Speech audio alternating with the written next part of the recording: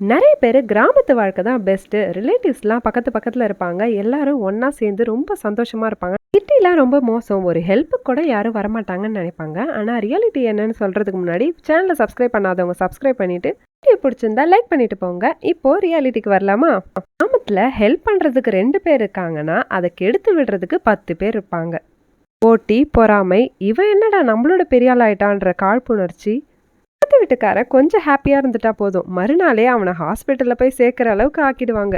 அந்த அளவுக்கு ஈவில் ஐஸ்னா பார்த்துக்கோங்களேன். ஒரு வீட்டு கதைய 10 பேர் சேர்ந்து பேசுவாங்க. அந்த 10 பேர் வீட்லயும் 1000 மிஸ்டேக்ஸ் இருக்கும். ஆனா அதை யாரும் பேச மாட்டாங்க.